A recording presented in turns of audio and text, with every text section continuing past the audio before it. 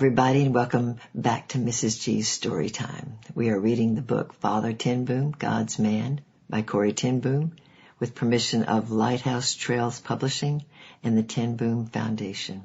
And we are finishing up Chapter 8, Silver Wedding. Mother and father celebrated their silver wedding anniversary in 1909 while William was continuing his studies. Her diary entry for this time tells of her thankfulness for God's blessings in her life. September the 24th, 1909. Tomorrow we begin our anniversary celebrations. I want to begin this entry with my husband and tell him that he has been the best and only one for me. He has been so faithful, looking after me so patiently, and led me, and I have no words to describe it. Oh, I wish I had the gift to say it, and to say it well. May the Lord bless him with all his love and grant that we may stay together for many years to come. How blessed we are in our children because they love and trust us so much. How we have prayed for them from the very beginning, not only from their birth, but long before that time. How lovely Betsy looked with her pure face and fair curls. She's been the dearest eldest daughter to us. May the Lord bless and keep her and make her very happy in her future life. Then comes my son. He was greatly blessed during this past year. The Lord kept him through many dangers of soul and body. May God cause him to become a faithful servant of His. He has been a good son to us and a good brother to the girls. When I look at other young people these days, I would not have him any different. Noli passed her examinations with good marks. She did not want to become a teacher and is often rebellious, but she admits that the Lord is busy with her and she is learning to follow. Corrie is now at domestic science school and is having many experiences which are absolutely strange to her, especially with worldly matters and non-Christians. We are very much at peace about her because we know that she is in the Lord's hands and is in the world, but not of this world. That Old Testament feeling. When William completed his studies, the time came for him to enter the active ministries. I knew the ties of affection between him and the happy home could not remain as close as they had been, and I wrote about it to a friend.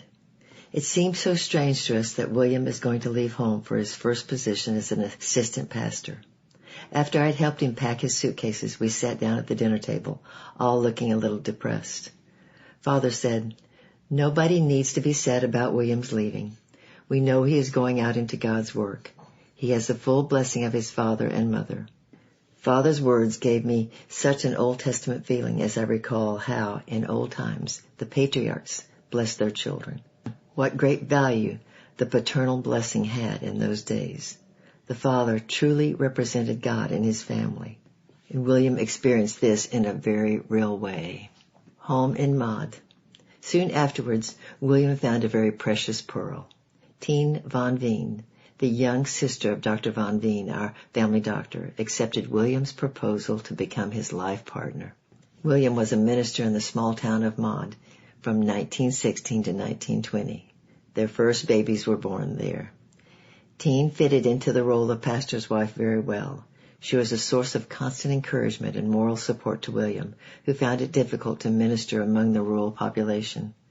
The good and solid and sometimes stubborn Dutch farmers by no means accepted all that William preached, although he tried to express his spiritual experience in terms that they would understand.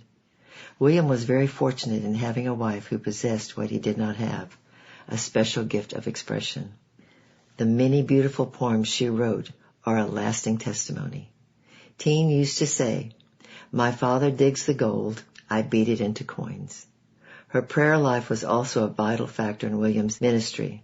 He wrote to the Bayeux, "The scope of my ministry seems to be diminishing, and we are getting more and more depressed. Yes, but also the Lord sustains and helps us more and more. I am very weary of preaching without response. During this past week, the Sunday morning service loomed before us like a high mountain. But this morning, Tien stayed home and spent the whole time in prayer for me. The church was fuller than I had expected, and the Lord surprised me by granting me unusual support and greater boldness." William lacked the practical insight necessary to solve the many small problems of a village parish. He soon came to grips with the matter of education and urged the creation of a Christian school. In this, he seemed to come into conflict with some of the rich and influential church members. When he refused to compromise, persecution and hostility set in. Many a desperate call for prayer found its way from William to the Bartoljolerstraat during those days. There, in the living room behind the watch shop, they were brought daily before the throne of God. Father was particularly affected by William's problems. He usually left the job of letter writing to the women of the family, but in such a time of crisis he wrote a warm-hearted, personal letter to William and his wife. June the 24th, 1919. My dear children, we bring your needs daily before the throne, and we know that he who has all power will answer and reveal his glory, even using these difficulties. As for you, I believe what is happening to you can be compared to an oak tree, which is being violently shaken by a storm, but which therefore reaches down its roots even more firmly into the ground. You have chosen to follow the Lord. He has given you grace so your trumpet may not give an uncertain sound, with the result that you are now experiencing persecution and hatred. Satan is rearing his head and will certainly try you often. God is holding your hand, so do not be anxious. A first battle like this is a big thing for a young recruit. However, this is a real school, and God is teaching you precious lessons. It will not stay dark and difficult forever. Who knows how soon the Lord will give light and joy in your church. A letter to a doubting theologian. William's letters to the Baye became more and more depressed. Both he and Teen felt isolated and lonely in Maud, surrounded as they were by stony-hearted farmers. There were many problems, but worse than that, Bible criticism and doubt had slowly begun to eat away at William's faith. There is a tone of unusual firmness in the letter which William received from Father during this time. Dear son, before I leave on a journey, I want to write to you about a few things, and at the same time I want to do whatever I can to express my love for you and your family. You know very well how we are all taking part in the difficulties you are experiencing in Maud. The main thing I can do is to pray, and we are all doing that. Now, William, you are my son, and you resemble me in more ways than one. You may be sure that Satan knows your weak points and will touch your Achilles heel in times of turmoil and despair. I also know how hard it is when someone tells you of your faults, even if it's your own father.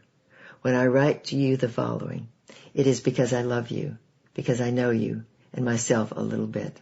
In your letters, I sense an undertone of doubt as to whether the Bible is really and truly God's Word. Now you can be sure, William, the Bible criticism will bring death wherever it goes. Man's reasoning and the authority of the Bible seem to be irreconcilability opposed. But is this also the case of predestination and man's responsibility? Is there only one truth in these matters? Yes, I'm sure there is, but here is this earthly life. Apparent contradictions will remain. The ground on which we build our hope does not lie in man's knowledge, but in God's faithfulness. Science, be it theology, philosophy, or history, undoubtedly has its value, but the words, "for we know in part," apply especially in this realm. One day in heaven we will have a complete insight and knowledge, but here below we have to grasp many things without fully understanding them. We have to make a clear choice between man's scientific criticism and the declaration, "It is written." We're going to end right now, and I know this is the short one, but I wanted to get back onto reading chapters at a time, so I want to get back on that schedule again. But there's a lot in that chapter just to think about and to mull over and meditate about, and so I pray that you do that and think about that and to take Father Ten Boom's wisdom in consideration and to learn from this man of this dear saint of old. Remember in Hebrews it says a great cloud of witnesses, and these are those that have gone before us, and what a precious thing that is to have these godly men and women who have gone before us, cheering us on as we live out this life on earth, trusting God in His faithfulness and learning, Lord, to lean upon Him in all situations that we are in. Well, I love you. I'm praying for you, and bye-bye for now.